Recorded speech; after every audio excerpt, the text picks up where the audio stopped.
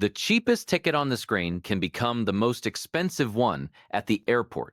You arrive with a carry-on, a printed boarding pass missing, maybe one bag a few pounds over, and suddenly the airline has all the leverage. These fees are not accidents. They are built into the trip at check-in, bag drop, security, the gate, and even after boarding. Here are 6 airport fees airlines count on you paying, and the last one is the fee most travelers never realize they could have avoided. Airlines learned that a low fare wins the search page. When you compare flights online, the first number you see is usually the base ticket, not the real cost of the trip. That price gets the click, even if the airline expects to make more money later from bags, seats, check-in help, food, priority boarding, and changes. This is called unbundling. Instead of selling one ticket that includes the basics, the airline separates the trip into parts and charges for each one. It makes the fare look cheaper up front, and it lets the airline collect extra money from passengers who are rushed, confused, or already committed. The airport is where this model works best. Once you are standing at the counter with a flight leaving soon, your options shrink. You cannot easily switch airlines, repack calmly, print something at home, or compare policies across carriers. That is why avoiding these fees does not start at the terminal. It starts before you book, before you pack, and before you check in. Fee number 1, checked bag fees that multiply fast. This is not one fee. It is a stack. Many airlines charge for the first checked bag, then charge more for the second bag. If either bag is too heavy, you can get hit with an overweight fee. If it is too large, an oversized fee can be added too. One suitcase can cross more than one line, and the price can jump from annoying to brutal in seconds. The timing matters. Paying for a bag online during booking or check-in is often cheaper than paying at the airport counter. At the counter, you are using staff time, slowing the line, and giving the airline maximum leverage. Some carriers price that convenience into the fee. The fix starts before you pack. Check the exact bag allowance for your fare, route, and airline, because basic economy and international tickets can have different rules. Weigh your suitcase at home. Use a carry-on compliant bag if your trip is short. Compare fare bundles, because a slightly higher ticket that includes a bag can be cheaper than adding one later. Also check perks. Some airline credit cards include a free check bag, and some routes or airlines include bags by default. But trying to avoid checked bags by dragging everything on board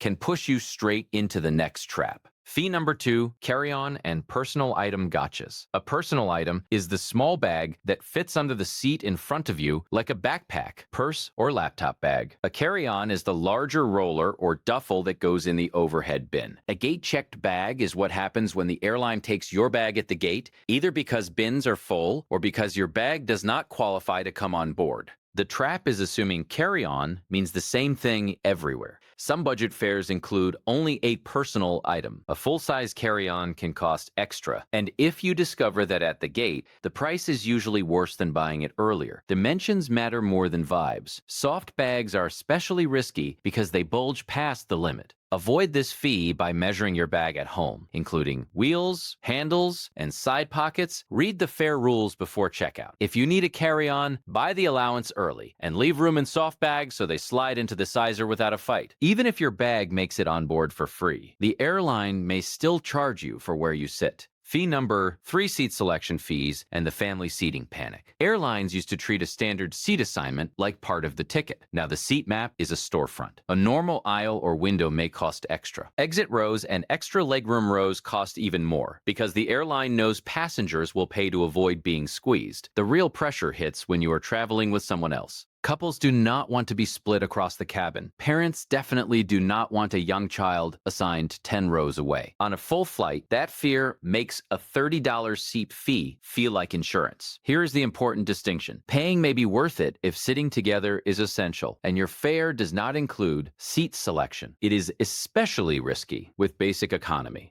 where assignments may happen at check-in. To avoid paying when you can, check in the moment the window opens, usually 24 hours before departure. Look up the airline's family seating policy before booking, because some carriers try to seat children with an adult for free, and compare the total trip cost, not just the headline fare. A cheap ticket with seat fees can lose to a regular fare fast. Next, airlines punish you for something even more normal: your plans changing. Fee number 4, change, cancellation, and basic economy penalties. Airlines love saying they have no change fees now. That does not mean changing your flight is free. It usually means they remove the extra penalty, but you still pay the fare difference. If your original ticket was $200 and the new flight is $350, you owe the extra $150. Cancellation is different. On many regular non-refundable fares, you may not get cash back, but you can receive a travel credit. That credit may expire, may be tied to the original passenger, and may be harder to use than real money. Basic economy is where the trap gets sharper. On some airlines, basic economy cannot be changed at all. On others, cancellation comes with a fee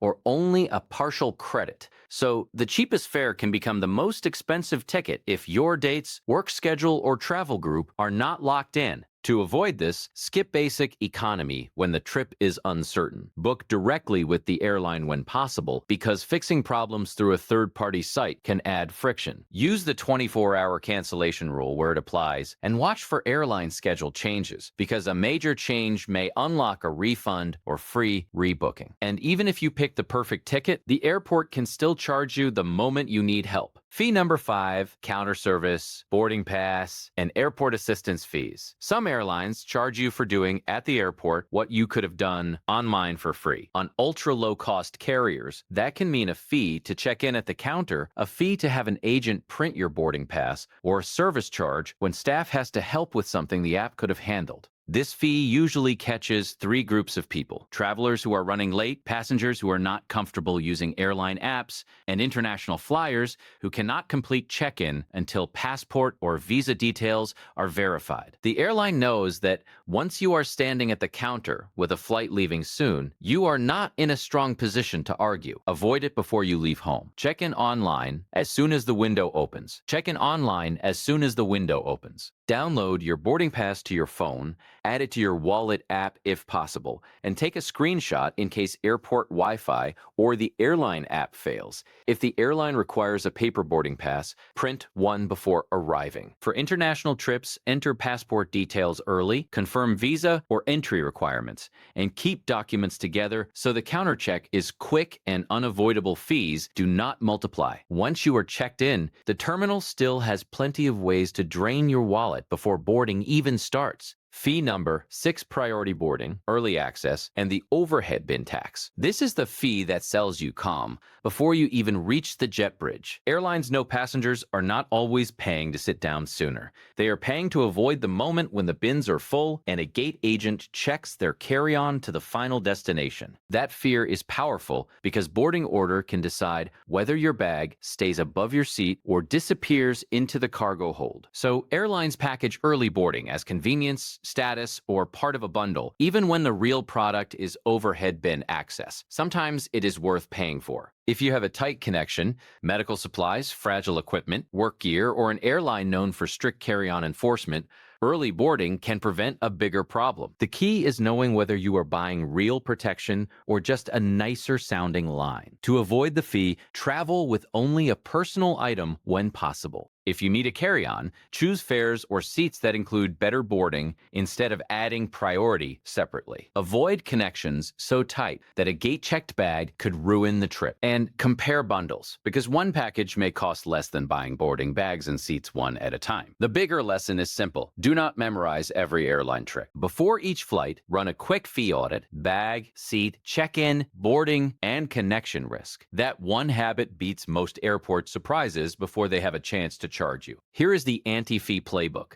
Build the real price before you book. Start with the fare, then add every cost you already know is likely. One checked bag each way, a carry-on if the fare excludes it. Seat selection, if sitting together matters. Change or cancellation risk if your plans are not firm. Priority boarding if overhead bin space is critical. Payment timing too, because some add-ons get more expensive at check-in, at the airport, or at the gate. Do this for every airline on your shortlist, not just the cheapest ticket on the search page. A $50 fare can become a $200 trip once the basic needs are added. A slightly higher fare that includes bags, seats, and flexibility may be the cheaper flight. Before buying, run a 6-point checklist. Baggage needs, seating needs, schedule risk, app access, check-in rules, and airline restrictions. If you will need an add-on, price it before the purchase, not when the airport has you trapped. That is how you stop playing the airline's pricing game blind. You turn the ticket back into a total trip cost, and the surprise fees lose their power. The lowest fare is only useful if it stays low after the add-ons. Before your next flight, run the checklist, price the real trip, and do not let the airport become the checkout page. Thanks for watching. Comment the worst fee you have ever been hit with, and subscribe for more travel money-saving breakdowns.